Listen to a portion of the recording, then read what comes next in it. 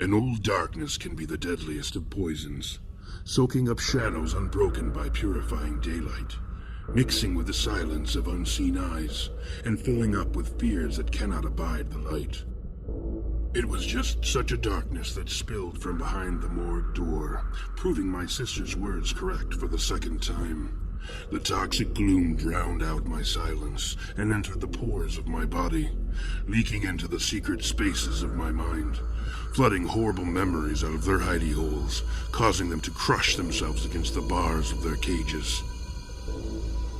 In that rising tide of contaminated darkness, I could sense toothsome nightmares. They were like deep-sea horrors called up from the sunless depths of my thrashing, bleeding memories. The unearthly pitch respected no boundary, allowing things that normally speak only from behind the veil of sleep to communicate directly with the waking. You've left nightmares behind from your last visit, little artist.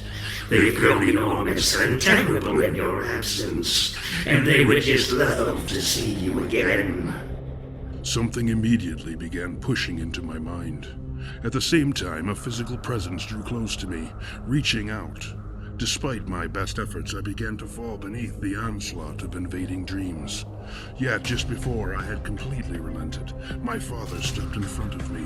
His rage crashed down upon the attacking shadow in the physical body it cast, eliciting some of the most magnificent shrieks I've ever heard. Yet, they were quickly silenced by my father's booming voice. What a wonderful place of yours, this city, so full of dreams that bleed and scream and die. As the bellowing axe fell, it cleaved into flesh, bone, and noxious darkness. My father's laughter chased the inhuman screams into endless depths somewhere beyond the collapsing nightmare.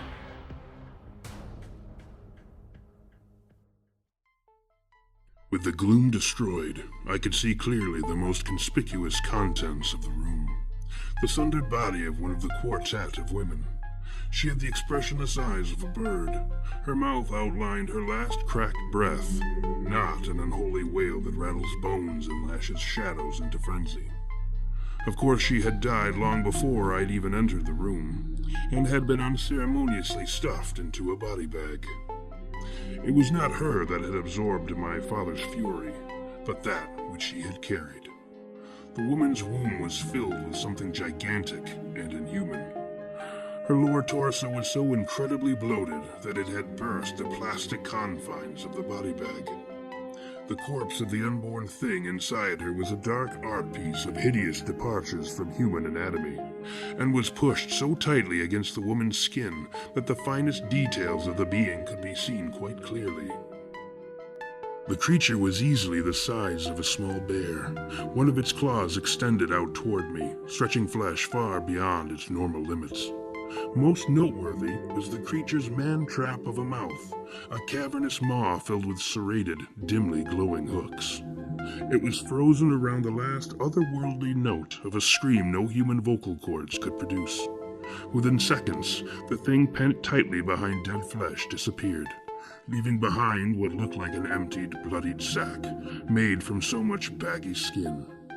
Again, I could hear an invisible endlessness swallowing. This time the consumption was far less dramatic, accompanied only by the sound of soft thuds as the cold flesh occasionally struck the sides of a pit, plunging down into infinity. It seemed the rumors I'd heard were correct.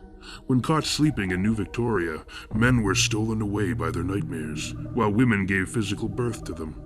I grew annoyed at my father's impatience, denying me the sight of a nightmare breaching sleep. Yet that was my father's way, always overzealous when killing was required. Still, just before my father had broken the grip of the memory-turned nightmare, I glimpsed something faintly visible against the blank backdrop of forgotten things. A lost memory of my childhood had ever so briefly revisited my waking recollection. Endless lines of small cages filled with children, some long dead, and others insane and grinning. Still others were staring at me through eyes choked with ice and murder. As I looked over the hazy fragment, I could feel my family's collective gaze burning into me.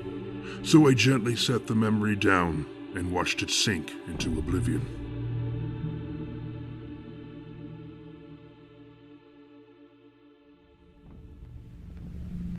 The rest of the room was decorated with a normal assortment of mildew, dust, and shadows one would expect to find in any abandoned, demon-haunted morgue. With nothing else to command my attention, I reversed my course, wrapping the newly liberated shadows tightly around myself, and stepping into my fog of silence, I retreated up the stairs, possessed of more wisdom than when I had descended. The shadows of the first floor had come alive with a tangible vigilance, and I could hear the breathing of countless sleepers tucked away into the strangest places. Heating vents, under floorboards, and all the smallest places one would never think to find a body. The massive collection of sleeping minds undoubtedly merged their dreams together to form a great passage that projected well beyond the traditional limits of human sleep, emptying into lands where the oldest earthly darkness constituted only the freshest topsoil, where man's darkest dreams were prey to the slightest of beasts. Having satisfied my curiosity, as much as was healthy at least, I put aside my search for the strange women and renewed my quest for insight into my wolf-haunted dreams. I decided to move by rooftop, and so made my way to the top of the hospital. Along the way, I snatched small glimpses into a number of the hospital rooms I passed. Each room was like a separate image cast by a magic lantern show from hell, glowing and demonic, subject to the wicked whims of an unseen claw that turned the faces of the lantern.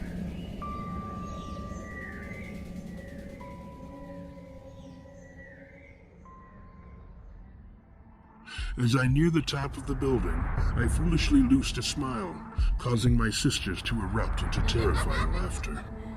My sisters have always found my face, when broken by a crooked smile, a most amusing sight.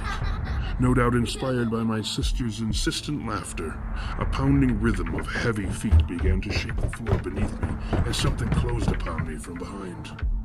I tried to quicken my pace, but my sister's laughter was contagious, and soon I was so heavy with mirth that I tumbled to the floor. The joy of running through a solid nightmare, raised from the depths of alien dreams, was simply too much for me to contain. My father was not amused. This is no laughing matter, but a hungry wolf come to cross your name off its list. Rise up and kill, you idiot boy. My father was right. The footsteps quickly vanished into silence as flashing blades began hissing through the shadows of my body. Still, I couldn't stop laughing.